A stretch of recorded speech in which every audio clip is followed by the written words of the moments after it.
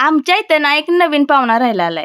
आता नेमकं कोण ते सांगतेच तुम्हाला, त्यासाठी व्हिडिओ पूर्ण बघा. जेव्हा आम्ही लहान होतो का नाही तेव्हा पाऊस पडायचा आणि तेव्हा वाटायचं पाऊस एकसारखा पडावा आणि बंदच नको व्हायला, लय भारी वाटायचं. पण आता अगं बाय बाय, आता पावसाचं नाव जरी ऐकलं का नाही तरी अंगावर काटा यायला लागलंय. आणि सगळ्यात पहिल्यांदा पडणारा प्रश्न, मुलांच्या चड्ड्या कशा वाळणार. लहानपणी मम्मी पप्पाला म्हणायचो मोठं झाल्यावर पोलीस होणार, डॉक्टर होणार, पण सध्याची मनस्थिती बघून ना मला कोण मोलकरीन पण ठेवणार नाही. एकटी होते तेव्हा तर माझं भागवत होते चटणी भाकरीवर, पण आता ह्यांचे सगळे चोचले पुरवावे लागतात. नाहीतर जातातच मग त्यांच्या पप्पाकडे सांगत की आम्हाला काहीच करून दिलं नाही म्हणून. महिन्यापासून तुम्हाला एक गोष्ट सांगायची होती. आमच्या इथं ना एक नवीन पाहुणा आलाय, ते म्हणजे ही चिवताई. 8 दिवसाच्या मेहनतीनंतर ना तिचं घर पूर्ण झालं होतं आणि त्याच्यात तिनं पिल्ली पण घातली होती आणि नंतर उडून पण गेलेत ती सगळी. पण नेमकं मी त्यावेळेस इथं नव्हते आणि त्याच्यामुळेच मी तुम्हाला सांगितलं पण नव्हतं. पण तिकडून मम्मीकडून आल्यानंतर ना मी बघितलं पूर्ण घरटं मोकळं होतं. पण आता एक दुसरी चिमणी आली, त्या पडलेल्या घराला रिकव्हर केलं आणि त्याच्यात राहायला लागली. आणि हे सगळं बघून ना मला तर काय वाटायला सांगू, आधीची जी चिमणी गेली होती का नाही पिल्ली घेऊन, ती हिची कोणतरी पाहुणी असेल आणि तिनंच हिला सांगितलं असेल की जा, मस्त फ्लॅट आहे, कोण डिस्टर्ब करत नाही, काय नाही, तिथं जाऊन राहा, एकदम रिलॅक्स वाटतंय,